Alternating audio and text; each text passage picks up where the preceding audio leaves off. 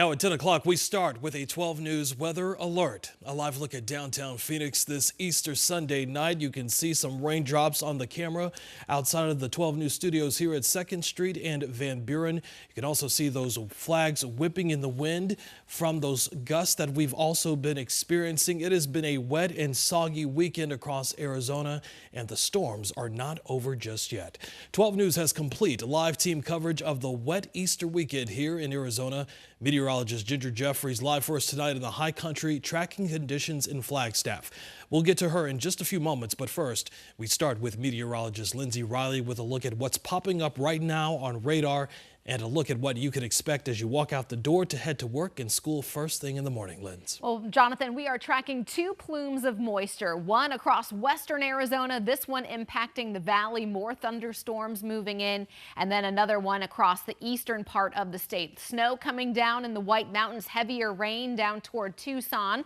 Zooming in on the downtown area, we're seeing rain in downtown and the West Valley, but we will likely see more for the East Valley as we get into the overnight. This heavy rain headed toward Anthem and Lake Pleasant, and plenty more down to the south that will be lifting up north. And this is the batch that'll also arrive in Flagstaff by daybreak. So more snow expected there, more snow for the rim as well as the White Mountains. So as you wake up tomorrow morning, 6:15 is sunrise. It is going to be a soggy start, 6, 7, 8, and 9 a.m. Temperatures are only going to be in the 50s with rain showers around the valley. Then as we look up north toward the Flagstaff area, arrival of our next batch of snow is going to arrive between 4 and 6 a.m. So in time for the morning drive. Further east out towards Show Low, we're seeing some snow right now, staying pretty widespread to scattered through midnight, a little bit of a break, and then we'll amp it right back up again as we head into the morning drive hours tomorrow. So a busy night ahead, the rain and snow sticking around through our Monday. We want to turn it over to meteorologist Ginger Jeffries up in Flagstaff. How's it up there, Ginger? It is cold, but, really interesting. You just said more snow overnight, 4 to 6 a.m. And, of course, we're going to be reporting live at 6 a.m. So, of course, I'll have the very latest on that. It has, or at least we've seen a couple snow flurries here and there over the past couple hours. But overall, the biggest event is headed our way overnight. And, of course, if you talk to the folks up here in Flagstaff, they say snow is good for business.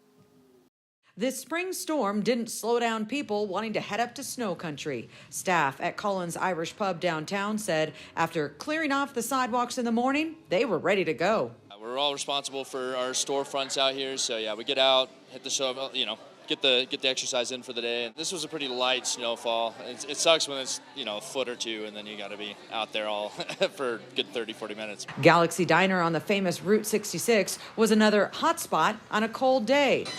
Families were fresh off an Easter egg hunt and coming in hungry. A lot of little kids. They're probably here after a long day of egg hunting and a lot of time, Easter bag opening. And we really like to make the experience better for everyone, tourists, locals included. And on this Easter Sunday, wipeout. Folks are trading in their Easter baskets for a little sledding. Are you having fun, Omar? Yeah. Oh, just on a whim, literally this morning, I don't even know, 10 a.m., my wife's like, I think I want to go to the snow today. And we just got back from a week-long vacation in Tennessee. So I should say you're crazy. Like, we got back yesterday. But I'm a sucker for, fun outdoors. Families also flocked to Thorpe Park to enjoy a break in the snow during the afternoon. We found one crew that traveled up from Tucson just to enjoy a good old-fashioned snowball fight. Yeah, we do it differently this year because last year we did it we found eggs. Every year we do that, but we did it differently this year. How do you make a good snowball? Get a bunch of snow, like that big clump, and throw it at somebody.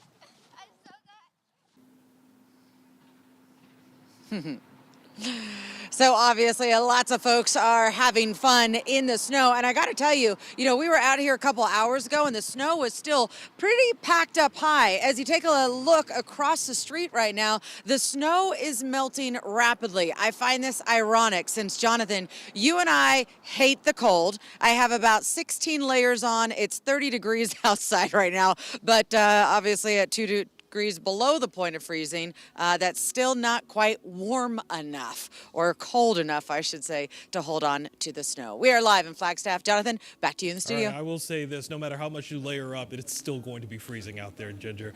You and Alexis, stay safe out there. We greatly appreciate your reports. Before you head off to bed tonight, make sure you have the free 12 News mobile app on your devices. You can watch live radar, track storms, and get up-to-the-minute alerts right at your fingertips. The app is available for Apple and Android devices. Our live coverage from Flagstaff continues tomorrow morning on Today in AZ, starting at 4:26. Right now, Phoenix police say they are still searching for as many as 3 suspects wanted for shooting a Phoenix police officer. Police say that off-duty officer was shot late Friday night while trying to stop an armed robbery at 35th Avenue and Southern. So far, investigators have not released any details on who they could be looking for, but do say those suspects should be considered armed and dangerous. That officer was seriously hurt, but is expected to survive. Right now, Phoenix police urging anyone with information in this case to call Silent Witness, that number 480-WITNESS. A California woman who went missing in late February has been found dead in western Arizona. The La Paz County Sheriff's Office says that they found the body of 26-year-old Amanda Ninegar on Friday. Her family reported her missing back in February. She was last seen in Blythe, California, near the California-Arizona border. Investigators say they found her car earlier this month near the town of Cibola. An autopsy will determine her cause of death. In a statement on Facebook, her family says that their hearts are broken and that they will miss her dearly. New at 10 o'clock tonight, the powerful opioid fentanyl is flowing through Arizona faster than ever before, according to new reports. Now, some Arizona state leaders are calling on the federal government to help slow down the spread. 12 News journalist Gabriela Becerra learned why Arizona plays such a critical role in this crisis. There's 2 sides to synthetic fentanyl. These pills, they're not good. Addiction. It just changes your life, kind of for the worse. And death. It's still a shock for us. We don't believe it's real. 17-year-old Noah Ayala died on March 17th after taking a fentanyl-laced pill. He's one of more than 150 people who die every day from synthetic opioids in the United States. I have been in law enforcement 28 years. I've never been scared of a drug. This terrifies me. Arizona is a gateway for the deadly drug. It is everywhere. It's in your communities, in your schools, it's on the streets. Sherry Oz, the special agent in charge of the United States Drug Enforcement Administration Phoenix Division, sat down with me to discuss the current landscape of fentanyl in our backyard. Fentanyl is really overrunning Arizona. More than half the fentanyl seized in the United States is coming through Arizona. Approximately 42 million pills were seized here last year, according to the DEA. 70% of those pills contained a lethal dose. Drug trafficking in the United States is a $3 trillion business.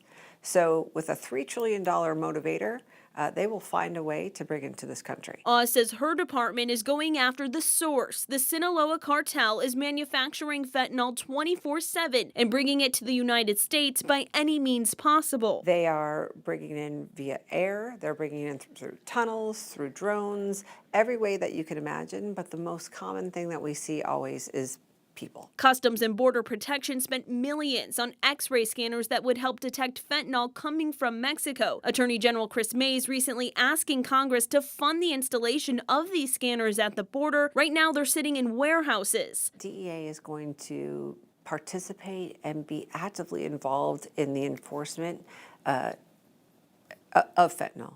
We are trying to bring people to justice, and we will use every tool that's available to us to do that. Despite all measures, the pills are making it across state lines. We have cases in Arizona that tie to every single state in the United States. And into the hands of people who unknowingly take them. It only took once. And those who wish they never had. Try to get sober and I can't. In Phoenix, Gabriela Becerra, 12 News. Still